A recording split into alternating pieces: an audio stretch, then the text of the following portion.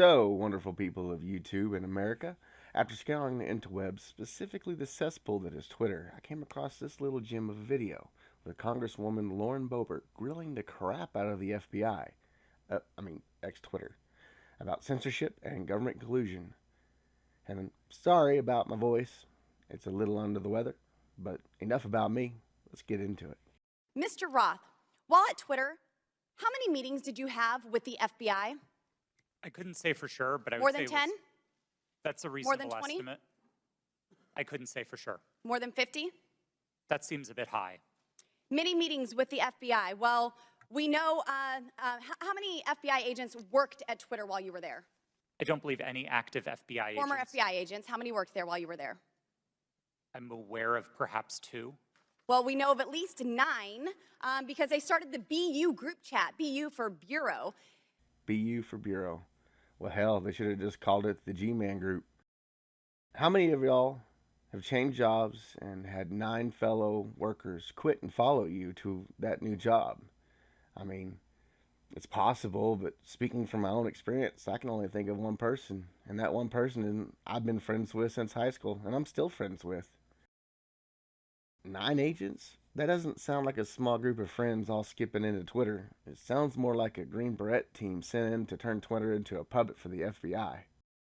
Special forces that can do a force multiplier like we can.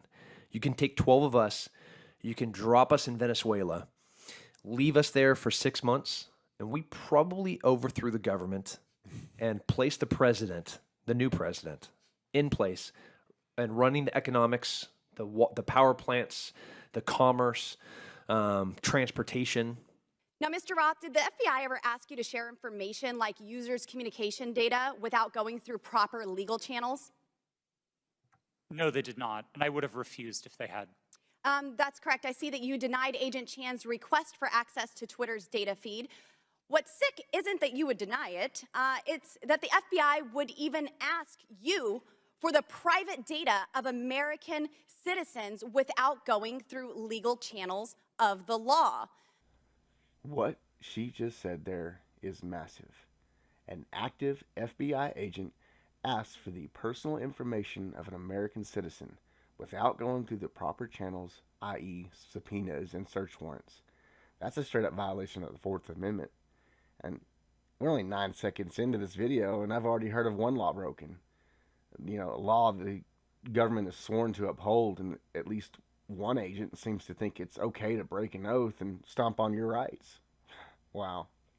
Now, I want to remind you, Mr. Roth, that you are under oath. Did the FBI ever ask you to do anything that was illegal or questionably legal? I'm not a lawyer, but certainly not to the best of my recollection or knowledge. Now, from the hearing that I've been a part of today, it's almost impossible to tell where the FBI ends and where Twitter begins. We have Mr. Baker here, a former FBI agent, and there seems to be a revolving door between the FBI and Twitter itself. Even Mr. Baker said that there was no collusion with the federal government and Twitter, but Mr. Baker, that's you. You are the collusion between the federal government and the FBI. Oh, Jim Baker. This man has had his finger in just about everything the last few years. Turns out Jimmy here used to work for General Counsel for the Foreign Intelligence Surveillance Act, aka FISA, aka the FBI. When he left the FBI, he somehow found a nice cushy job working for CNN. Wonder how he pulled that off. A little side info on Jimmy here. Baker was also the FBI official in September's 2016 who met with then Hillary Clinton's lawyer, Michael Sussman, who then presented the data showing covert communications from the Trump organization and a Russian bank, which has now been confirmed to be fake news. After he left CNN, he landed a brand new job at, you guessed it, Twitter. He was then hired on as general counsel lawyer. So he should know something about law and, well, how not to break it. But here we are. And now with it, this is such a problem because we're seeing censorship all over. Mr. Roth, Ms. Gaddy, did either of you approve the shadow banning of my account at Lauren Boebert? Yes or no? No, I did not. Not to the best of my recollection. Wrong. Well, let me refresh your memory, because on March 12th, 2021, and Mr. Roth, I know you looked at it, because Fascist Twitter 1.0 had a public interest exceptions policy, which means for members of Congress to be shadow banned, it had to go before you, Mr. Roth. So I'll ask again, did you shadow ban my account, yes or no? Again, not to the best of my recollection. So the answer is, Mr. Roth, yes, you did. Mr. Roth, whom Lauren is referring to, is named as Yo Roth. He was the head of trust and safety at Twitter. So this guy was the head of a whole department and one of the biggest tech companies in the world, and he can't remember if he broke the law? What do you think?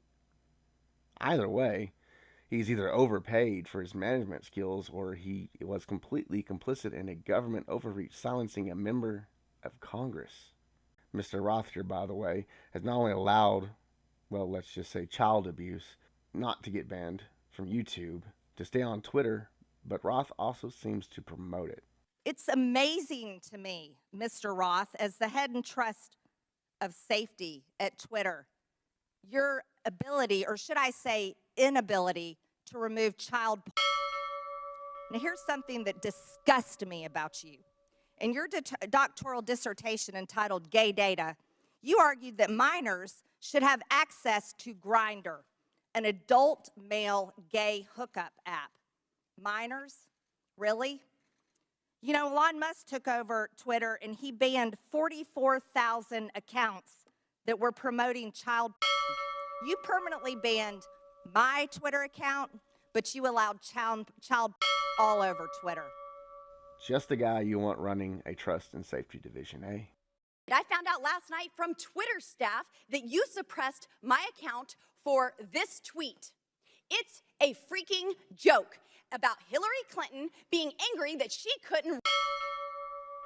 It's a joke, but in response, being the sinister overlords that you all are, you placed a 90-day account filter so I could not be found.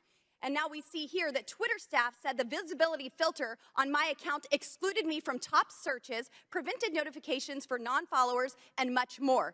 This is considered an aggressive visibility filter. You silenced members of Congress from communicating with their constituents.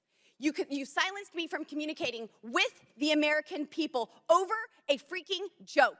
Now, who the hell do you think that you are?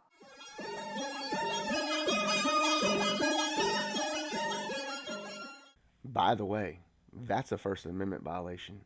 But since Twitter falls under Section 230 protection, which protects them from legal lawsuits for what users put on their website, but 230 only works for a private company and only for what the user places on their website. Let's just say CNN puts up an article slandering someone. They're not protected from Section 230 because they have an editorial process and curate their content, making them a publisher, not an online service provider. Now, that said, editing a sitting member of Congress or even a president's ability to reach their constituents, or even removing their post or up to banning them outright, seems to violate the Section 230 protection, therefore making Twitter a publisher, not a provider. The Hunter Biden laptop story was suppressed. A sitting member of Congress was suppressed. A sitting president was banned from Twitter. You know, I bet that Putin is sitting in the Kremlin wishing he had as much election interference as you four here today. We've heard about threats to democracy. Well, what about shutting down a duly elected member of Congress? This is fundamental to our nation's governance, and you all attacked that very foundation. 230 protections? Well, those are for publishers, not for editors. And it's clear you were not acting as publishers, you were acting as editors. And Mr. Chairman, I think it's far past time that we remove 230 protections for big tech platforms who are abusing this protection. Damn, Lauren, took the words right out of my mouth. And let me just say, I'm not angry for myself. I'm not angry because I was silenced. I can reach out to Elon and to his staff, and I can see what's happened. And I can sit here today and hold you all in account. I am angry for the millions of Americans who were silenced because of your decisions, because of your actions, because of your collusion with the federal government. They can't reach out to Elon. They can't sit here today and hold you into account. We don't know where the FBI ends and Twitter begins. But I do want to thank Mr. Elon Chairman, Musk we're over for 17 firing seconds now. you for and saving free speech and even Twitter. Mr. Chairman, I yield. Damn!